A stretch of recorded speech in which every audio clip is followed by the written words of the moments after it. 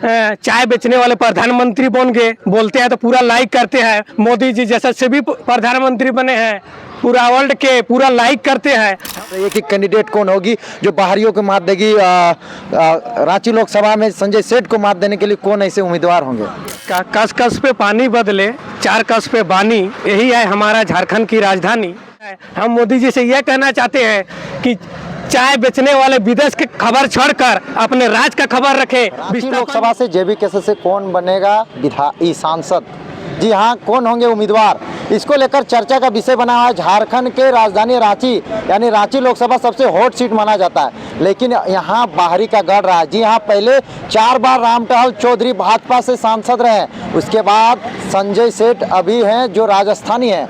लोगों में काफ़ी आक्रोश है, भाषा खतियान के आंदोलन चलती रही 2 सालों से, लोग आक्रोशित हुए। ग्रामीण क्षेत्र के झारखंडी मूल निवासी आदिवासी इस बार रांची लोकसभा में जेबी कैसेस अपनी उम्मीदवार उतार रही है। बहुत लंबी तक शाम तक वार्ता हो रही है कि कौन बनेंगे उम्मीदवार।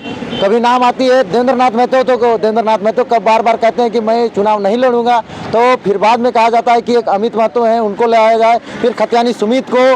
तो इस पर चर्चा बन रही थी। अब जानना प्रयास करते हैं कि कुछ युवा साथी आए हैं जो लोग 2 सालों में देवेंद्र नाथ महतो के साथ संघर्ष किए, जयराम महतो के साथ संघर्ष किए। किस तरह की पोलिंग रिजल्ट आ रहा है अंदर में, इनसे जानने का प्रयास करते हैं। जोहार दादा आपको चैनल को। अंदर खाने में क्या इस तरह से सूचना मिल रही है कि देवेंद्र नाथ महतो, अमित महतो और खतियानी सुमित की नाम, तो आप बताएं कि अंदर खाने में जो आप लोग का जेबी कैसेस रांची लोकसभा में जो अंदरूनी बैठक चल रही है, गुप्त बैठक चल रही है कि कैंडिडेट कौन होगी जो बाहरियों को मात देगी? रांची लोकसभा में संजय सेठ को मात देने के लिए कौन ऐसे उम्मीदवार होंगे? कि एक कहावत है हम लोग को पूर्वज का, कस कस पे पानी बदले, चार कस पे बानी, यही है हमारा झारखंड की राजधानी।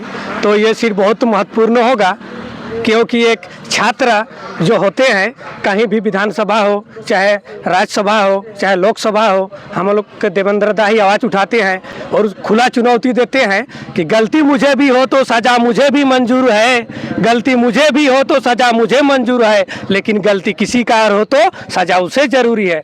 इस तरह का देवेंद्र दा हर बार युवा के प्रति या झारखंडियों के प्रति आवाज़ उठाने का काम किया है। इसलिए हम लोग के रांची लोकसभा के उम्मीदवार के रूप में हम लोग देवेंद्र दा को बहुत सपोर्ट करते हैं, दिल से करते हैं, क्योंकि वो जनमानस और हम लोग का माटी और खुद अपना राज्य के हित में बात करते हैं। वो तो कह रहे थे कि मेरे पास उतना फंडिंग नहीं है, मेरे पास आदमी नहीं है, हम कैसे चुनाव लड़ पाएंगे, वो तो मना कर रहे थे, तो कई बार बोले थे। देखिए, इसमें फंडिंग उंडिंग की बात नहीं है, जबकि झारखंड के जनमानस जाग चुके हैं, तो झारखंड के खुद जनमानस ही तो अपने जिम्मेवार हैं, हर गांव से तो आते हैं, तो उसमें फंडिंग करने का क्या जरूरत है? उसमें तो फंडिंग की जरूरत ही नहीं है।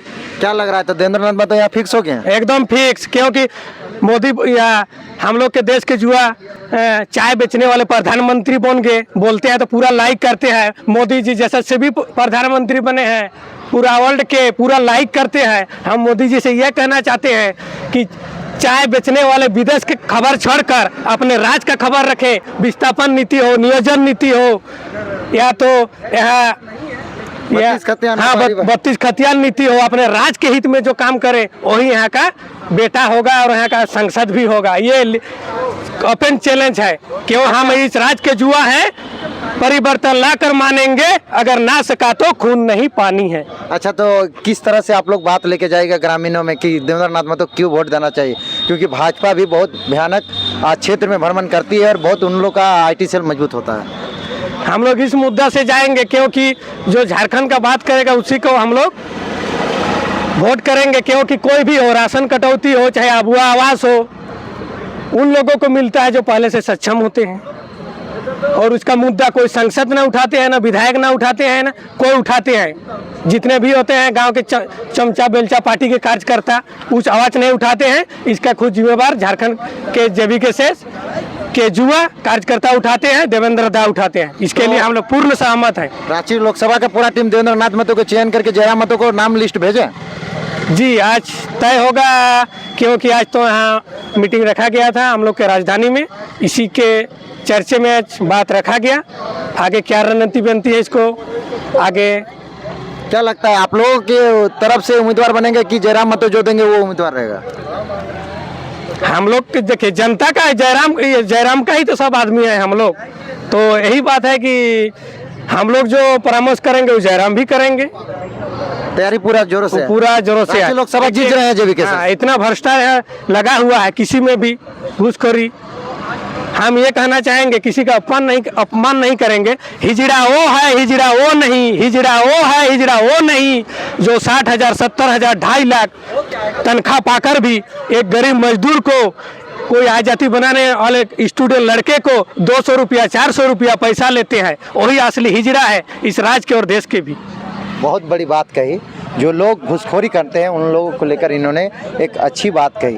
बाकी विचार रहेगा देवेंद्र नाथ महतो किस तरह से तैयारी करते हैं। बाकी यहाँ की जो रांची लोकसभा की चयन हो गया है कि देवेंद्र नाथ महतो यहाँ के उम्मीदवार होंगे और देखना ये दिलचस्प होगा कि रांची लोकसभा के सांसद बन पाते हैं कि नहीं, देवेंद्र नाथ महतो दिल्ली में जाके दहाड़ते हैं कि नहीं। बाकी इनकी टीम जो है जेबी केसेस की पूरी तैयारी से तन मन धन के साथ लगी हुई है। और कुछ कहना अभी तक जो जितने भी काम किए, एक शास्त्र में भी कहा गया है कि गंगा पुत्र भीष्म होकर भी धर्म और अधर्म को नहीं पहचान सका और खुद सैया पर लेट गया अजय होते हुए भी।